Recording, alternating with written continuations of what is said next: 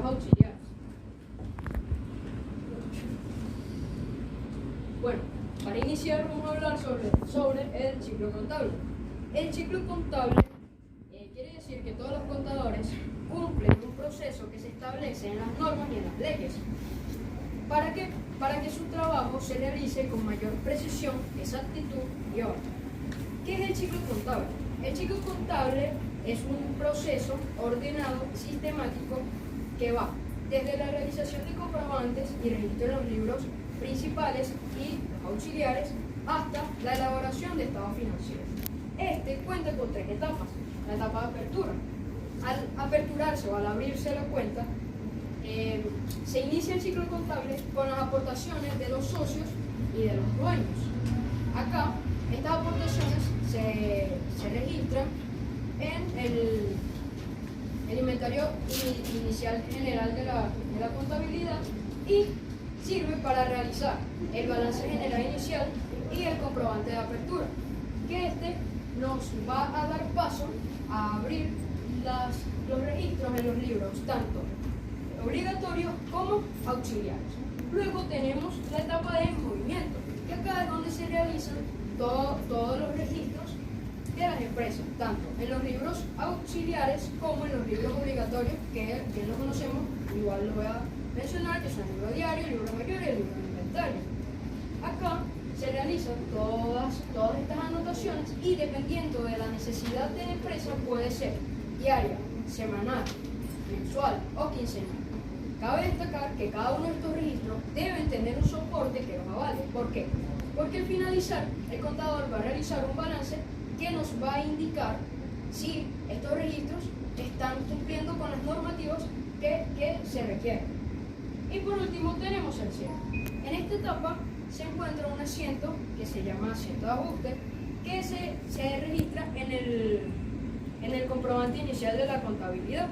Este se pasa a los libros, tanto obligatorios como los auxiliares, y luego se realiza de esto la hoja de trabajo. La hoja de trabajo es opcional y se puede realizar mensualmente.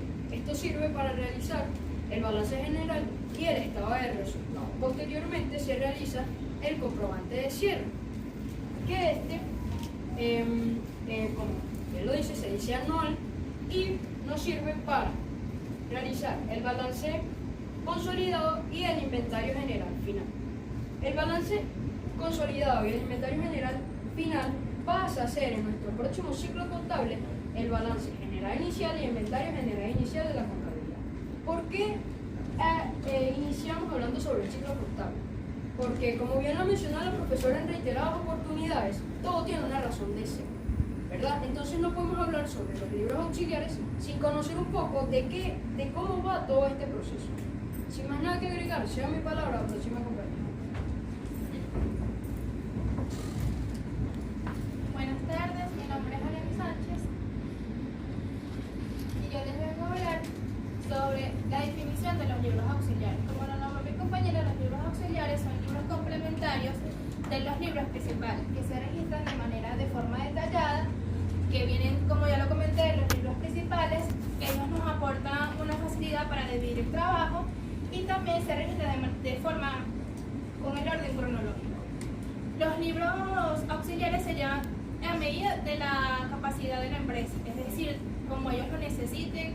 Puede ser de forma anual, diaria, semanal, y todo, pues, los libros auxiliares no tienen un límite. Pueden ser utilizados de manera de la funcionalidad de la compañía. Dani. La base legal de los libros auxiliares lo podemos encontrar primeramente en el artículo 7 del Código de Comercio, que nos indica que la Constitución es la base fundamental de todas las leyes. En el artículo 32, que nos habla sobre los libros principales, el diario, el mayor y el de inventario, también nos indica que nos habla sobre el libro auxiliar, que no debe tener ni tachaduras, ni enmendaduras, ni ningún tipo de daño para también ser llevado. Tienen las mismas reglas que los libros principales. Y por último, el artículo número 39 del Código de Comercio, que nos indica que para que los libros auxiliares de contabilidad sean llevados por los comerciantes, pueden ser aprovechados en juicios por estos de reunir todos los requisitos que necesiten para presentar algún, ¿cómo lo podemos llamar? Presentar la contabilidad de la compañía hacia los entes gubernamentales o hacia los contadores o hacia la presidencia de la compañía. Le cedo mi palabra al compañero Luis. Buenas tardes, mi nombre es Luis Briceño y les voy a explicar los tipos de libros auxiliares. ¿Okay? Como ya nombraron mis compañeros anteriormente, los libros auxiliares son limitados. Todo depende de la necesidad de la empresa. Eso sí, se deben de llevar de manera cronológica. Sin embargo, esto va a depender de la necesidad de la empresa. ¿Okay? El primero que podemos nombrar es el libro diario auxiliar, que se lleva igual que el libro obligatorio que está estipulado en el artículo número 32, solo que aquí podemos apreciarlo con más detalles. Como preguntó nuestro compañero David en una clase, en los libros auxiliares o en el libro diario auxiliar se pueden anotar todo lo que serían las referencias de facturas, referencias de transferencias, referencias, todo detallado de los diarios, ¿okay? Y lo pasamos luego a nuestro libro diario. Luego este libro diario auxiliar lo vamos a pasar a nuestro libro diario mayor, nuestro libro mayor auxiliar, perdón, que también es el que nos va a dar detalladamente todas las cuentas que tengamos en nuestro libro mayor obligatorio, o todos esas ventas, esos movimientos que tuvimos en nuestro libro auxiliar diario. ¿Okay? También tenemos los libros de giro, conociendo que el giro son todos estos movimientos que se le dan a una cuenta. ¿Okay? Que ahí es donde vamos a registrar, como lo dije anteriormente, igual que en el libro diario, todos los movimientos con referencias, ya sea ventas, ya sea compras, todos los movimientos con referencias. ¿Okay? Tenemos los libros de cuentas corrientes, los libros auxiliares de cuentas corrientes, que es donde vamos a clasificar de manera cronológica y ordenada todo lo que serían los movimientos que le hacemos a nuestras cuentas bancarias. Por eso es que se dice que depende de la necesidad de la empresa, porque por ejemplo, si una empresa tiene 5 cuentas bancarias, necesitamos tener auxiliares por cada cuenta para llevar un mejor control. Tenemos los libros de clientes y los libros de proveedores, que son prácticamente lo mismo. ¿Okay? Por ejemplo, si yo tengo una empresa donde vendo un producto y lo vendo a créditos, por ejemplo, necesito llevar un libro auxiliar donde yo tenga toda la información del cliente, que se llevó, cuánto tiempo me lo va a pagar, las cuentas bancarias de me va a hacer el depósito, ese tipo de información. Al igual que los proveedores, pero diferentes, donde yo voy a llevar el registro de las personas que van a dar un servicio. ¿Okay? Más que agregar, se lo voy a dejar con un compañero técnico. Buenas tardes, mi nombre es Jenny Palma y voy a exponerles sobre la otra parte de los libros auxiliares. El libro de caja, este libro de caja también se puede llamar libro de entrada de efectivo y salida de efectivo, por tal caso si lo llevan a investigar. Aquí se registran todas las transacciones que sean en efectivo de la empresa, ya sea entrada o salida de dinero. El libro auxiliar de inventario. El libro auxiliar de inventario, aquí se registra toda la mercancía que entra y sale de la empresa para llevar un control de esta misma. Una de las características principales del libro de inventario sería que toda mercancía que entra al almacén debe ser recalculado. ¿Por qué? Porque obviamente es un producto nuevo y antes de este van a haber otros. Aquí yo podría darle un ejemplo del PETS, que no tiene que ver mucho con el tema, pero es algo parecido. Con respecto, por ejemplo, en el lado donde yo trabajo, en el ámbito que yo trabajo, se entra mucha mercancía nueva. Entonces, esto tiene que llevar un control de lo primero que entra y lo primero que sale. No sé si me explico. Los libros de compra y venta a crédito. ¿Okay? Los libros de compra a crédito registran toda compra que nosotros hagamos a través de un proveedor, que nos dé un tiempo delimitado. Y puede ser nuestro método de pago a través de facturas, notas de débito, entre otros. Este también le pertenece a la cuenta de acreedores. Los libros de venta a crédito son aquellas mercancías que nosotros nos terminan brindando a la empresa un bien, o sea, un ingreso.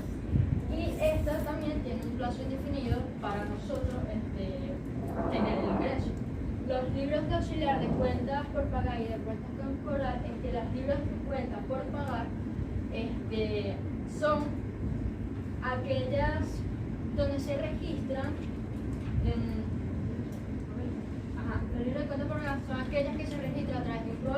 da un límite de plazo, nosotros, o sea, del precio del comprador, para nosotros solventar un ingreso que tengamos nosotros, nuestra empresa, nuestra entidad. El plazo mínimo de sería más o menos de 90 a 60 días de plazo que nos da el proveedor a nosotros para comprar mercancía. Las libras de cuentas por pagar son aquellas facilitaciones que el proveedor nos da a nosotros para soltar una cuenta. Es decir, libro por pagar, libro de cuentas por pagar y por cobrar sería pagar.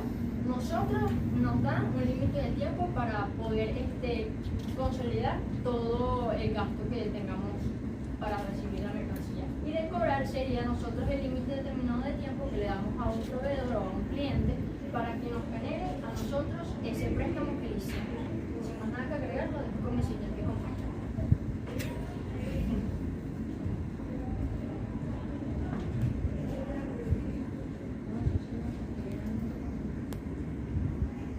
Buenas tardes, mi nombre es Alex Vargas y hoy voy a hablar sobre los beneficios de los libros auxiliares. Los principales beneficios que brindan los libros auxiliares son tener un registro detallado de los bienes y derechos de la entidad, controlar el flujo de efectivo teniendo en cuenta la naturaleza de la empresa, el soporte de los movimientos financieros a terceros y ayudar a controlar el estado económico de la misma. Importancia. Es sumamente importante que las empresas lleven de forma correcta su contabilidad, ya que esto es una obligación para el cumplimiento de su actividad financiera y el buen desarrollo del ejercicio fiscal. La necesidad de llevar los libros auxiliares radica en que son el soporte que les permite conocer de forma detallada las operaciones individuales que se sintetizan en los libros principales, lo cual facilita un mejor análisis, control y toma de decisiones. Con esto finalizamos la exposición. Muchas gracias.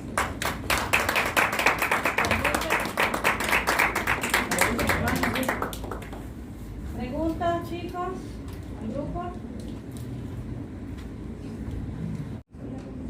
Buenas tardes, nosotros somos el grupo número 4 y vamos a hablar sobre el balance de comprobación de sumas y saldos. El balance de comprobación de sumas y saldos no es más que la lista de todas las cuentas que se han abierto en el libro mayor, que en un momento determinado, ¿verdad?, se saca el total de los cargos y los abonos que se anotan en el libro mayor. Antes dicho, su preparación puede ser mensual o cada vez que la organización estime que sea conveniente realizar un balance de comprobación. Estos son preparados comúnmente por contadores o administradores. Estos, para prepararlo, ven que dependiendo de la organización, porque ella siempre varía, tiene un aspecto cambiante, dinámico, que los contadores o el que prepare el balance de comprobación de una empresa tiene que tomar en cuenta en la finanza. Algunas características del balance de comprobación son, se incluyen los totales de los cargos y abonos de las cuentas abiertas en el libro mayor. También se muestran los saldos dados del mayor, se incluyen transacciones registradas sobre la base del efectivo y la base de venganza, es decir, lo que se incluye en el debe y en el haber. No incluye columna para la fecha. ¿Por qué? Porque es un resumen de los saldos, o sea, no podemos incluir la fecha porque vamos a ver en el resumen total. Para la correcta comprobación del balance tiene que haber una dualidad, o sea, tiene que dar igual el balance de comprobación. En caso tal, habría que revisar las cuentas atrás, los libros atrás, para que sea exacto, porque el balance de comprobación no puede dar diferente, tiene que dar siempre igual. Sin más que agregar, le dejo con mi próximo compañero.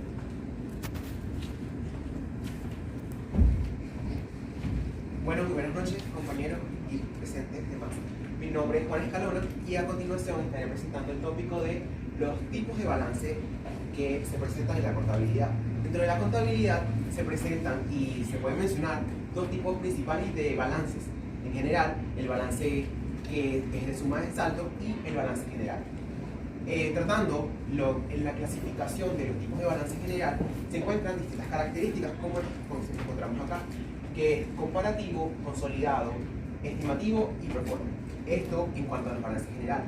Pero llevando la clasificación de los balances generales a un punto de vista del balance de comprobación, ya que dentro del mismo balance de comprobación no se encuentra una tipología extensa acerca del mismo, se van a dividir y relacionar entre ellos el balance de comprobación de sumas y saldos. El balance general comparativo dice que coteja el comportamiento financiero de una empresa con los periodos previos de la misma, tratando así su historia financiera y determinando su descripción comparativa. Vemos así que el fin de este balance va de la mano con el balance de comprobación, porque de una forma compara en el balance de comprobación, por su parte, las sumas de los cargos y abonos con la suma de los saldos acreedores y deudores. Número 2, consolidado. El balance es el balance que contempla la totalidad de un grupo financiero, es decir, una empresa tenedora y sus subsidiarias. Esto tiene mucho que ver con el balance de comprobación. Es consolidado porque en él contempla totalidades, es decir, resultados y los saldos que hemos obtenido del libro mayor. Número 3, estimativo. Es el que se elabora con información preliminar, sujeta a corrección y modificación predeterminada. Es decir, que aunque pueda sonar o hacernos ruido que el balance estimativo no tiene relación con el balance de comprobación sumas y saldo, sí lo tiene, porque aunque se realiza con información que no está sujeta a corrección y modificación, el balance de comprobación está sujeto a información preliminar registrada en otros libros contables. Y número 4, último, del balance pro forma, que es el que se elabora con estimaciones fuera de la situación financiera para prever un problema o adelantarse a una situación aún no ocurrida, es decir, que nos lleva al futuro de una situación financiera de una entidad, y es el balance o la característica que lleva menos a la relación con el balance de comprobación, ya que este trata, como lo dije en el paso anterior, en la característica anterior, de temas anteriormente registrados y que están consolidados para luego dar información sobre ello. Siguiente compañero.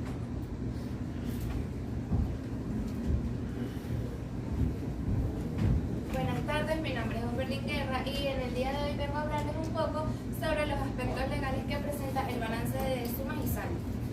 Bien, como tal, dentro de la Constitución no existe un parágrafo que hable estrictamente sobre qué debe decir o cómo se debe regir el balance de sumas y saldos. Sin embargo, en el Código de Comercio encontré un artículo que voy a leerles a continuación. El artículo 35. Todo comerciante al comenzar su giro y al fin de cada año hará en el libro de inventarios una descripción estimatoria de todos sus bienes, tanto muebles como inmuebles, y de todos sus créditos activos y pasivos, vinculados o no a su comercio. El inventario debe cerrarse con el balance y la cuenta de ganancias y pérdidas. Esta debe demostrar con evidencia y de verdad los beneficios obtenidos y la pérdida sufrida. Será mención expresa de las finanzas otorgadas, así como de cualesquiera otras obligaciones contraídas bajo condición suspensiva, con anotación de la respectiva contrapartida. Los inventarios serán firmados por todos los interesados en el establecimiento del comercio que se hayan presentes en su formación. ¿Qué quiere decir esto? Que luego de realizar nuestro libro de inventario, obligatoriamente debemos de realizar un balance de sumas y saldos. ¿Por qué? Para saber y poder darle como con base a las personas y los entes que lo requieran de nuestros bienes y lo que estamos poseyendo. Siguiente lámina, por favor. Bien, ¿qué cuentas se registran en el balance de sumas y saldos? Por lo general, se jerarquizan como lo ordenan las cuentas contables, empezando con activo fijo, activo circulante, activo diferido. En el activo fijo podemos encontrar lo que es banco, caja, etc. En el activo circulante podemos encontrar lo que viene siendo lo que son, no, en el activo fijo, perdón, disculpen. En el activo fijo está lo que viene siendo los activos mobiliarios, equipos de cómputo, etc. En el activo circulante está lo que es cuentas de caja y de banco. En el pasivo fijo, en el pasivo de corto plazo, perdón,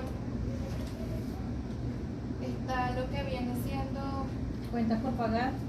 cuentas por pagar, cuentas y el de largo plazo es lo que viene siendo hipotecas, hipotecas por pagar, etc. En el capital está capital social, entre otros. Y en el de resultados están los ingresos, los costos y los gastos. Los gastos pueden ser de inventario, gastos de electricidad, entre otros. Sin nada más que agregar, les doy con mi siguiente compañero. Buenas noches, mi nombre es Emilia Rivera y yo les voy a hablar cuántas columnas tiene el balance de suma y saldo. Está conformado por 4 columnas, donde representa el estado financiero de cada una de las cuentas existentes en la empresa. La cual está conformado por números, cuentas, sumas, saldo y el vector. El saldo es la diferencia entre el debe y el haber. Se escribe una sola vez por cada cuenta en la columna que corresponde, dependiendo si es mayor de la suma, del debe o del haber. Siguiente, compañero.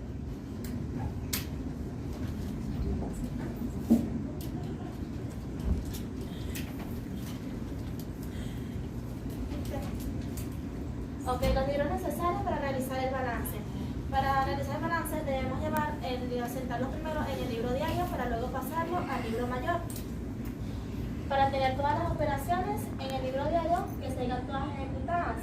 Y en el libro mayor registra cada una de las cuentas contables. Para así pasarlo cada una de estas cuentas para su estado financiero y sacar el balance de comprobación. Si llega a tener algún error o algo, debe presentar fallas en el libro diario o mayor para sacar cuentas. Lo vamos como siempre.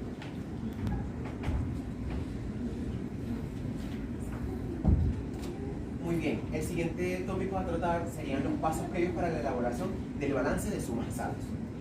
He clasificado estos pasos en 4 principales y fundamentales que se deben conocer y se deben realizar al momento de su creación. Y son registrar todas las operaciones en el libro diario. Sin lugar a dudas, el libro diario, el libro padre de todas las operaciones que se registran en una entidad, debe ser registrado con anterioridad para la posterior registro del libro de sumas y saldos. Pasar. El siguiente paso nos habla sobre pasar todas las cuentas al libro mayor.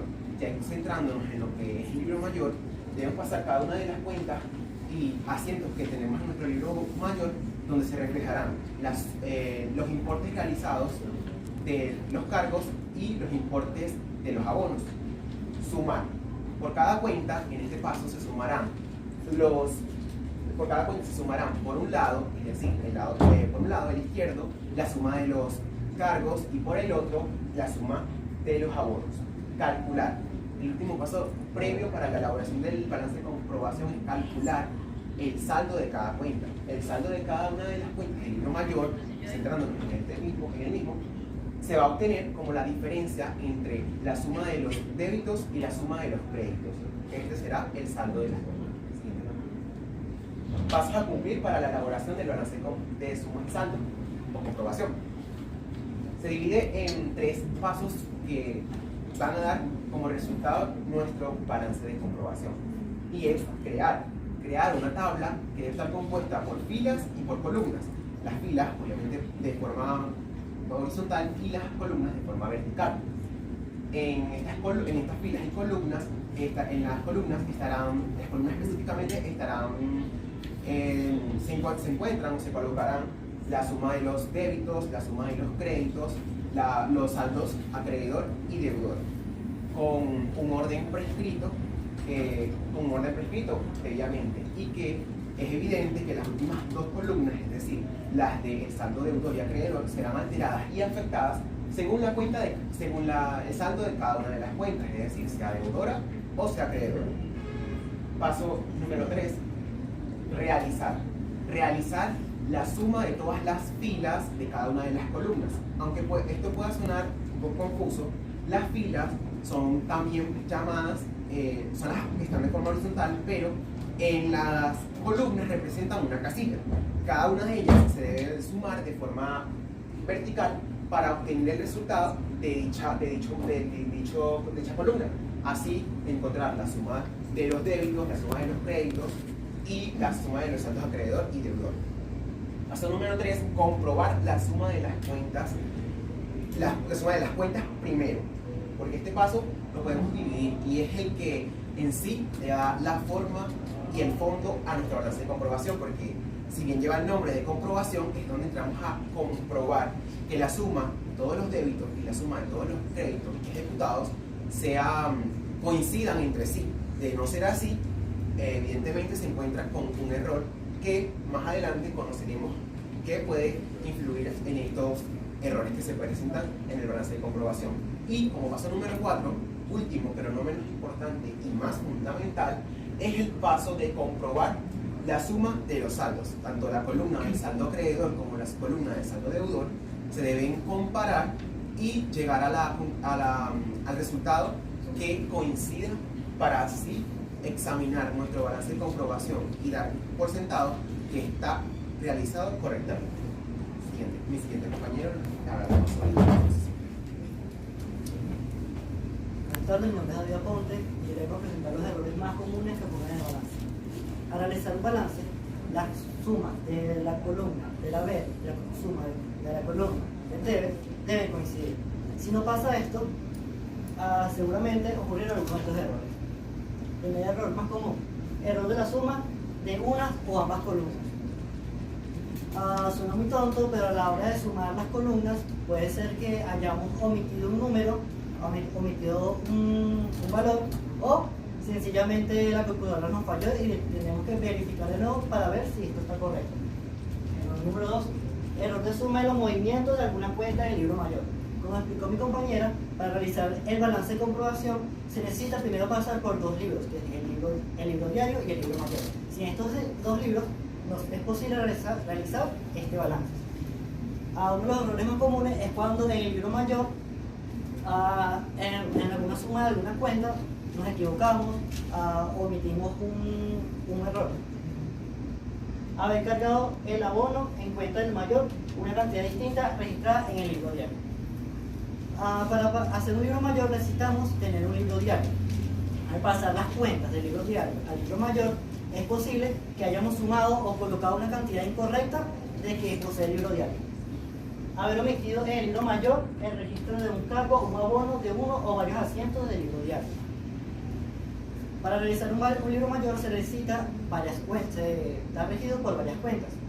Si omitimos una cuenta, es posible de que a la hora de realizar el balance de comprobación ocurra el desajuste de que el debe sea mayor o el haber. Haber registrado en el libro diario un asiento sin considerar el equilibrio del cargo y el abono. Ya conocemos todos cuál es el equilibrio del cargo y el abono, que es la ley de contrapartida, que por donde existe un debe tiene que haber un haber, donde existe una entrada tiene que haber una salida. Lo dejo con mi siguiente compañero que va a explicar más sobre los errores del libro diario.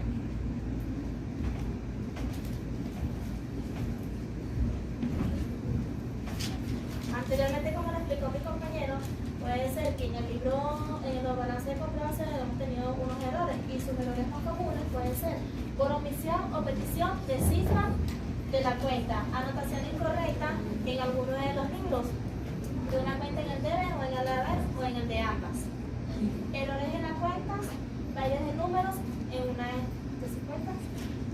Ya lo veo con mi siguiente compañero.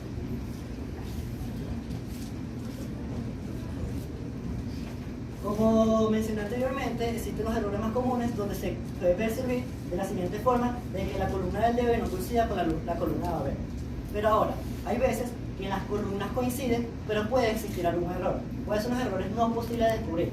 El primer error, haber omitido en el libro mayor el traslado completo de un asiento diario. Haber omitido una cuenta por completo, ejemplo, la cuenta de banco, completamente no la pasamos al libro mayor, que sí dan las cifras, pero omitimos una cuenta completamente donde es que sale afectado a la empresa, pero el balance de comprobación no siempre es exacto y no siempre te da los errores que cometen en el libro diario o mayor. Segundo, haber repetido en el libro mayor el traslado de un asiento completo del diario, haberlo colocado 2 veces o 3 veces, etc. 3. Haber cargado una cuenta en lugar de otra.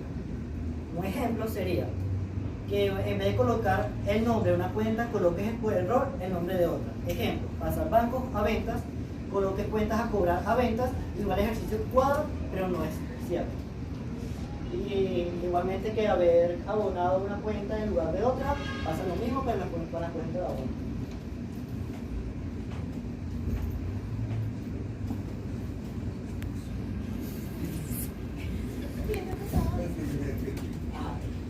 En conclusión, se podría decir que en resumidas cuentas, el balance de suma y saldo tiene dos finalidades, una técnica y una informativa.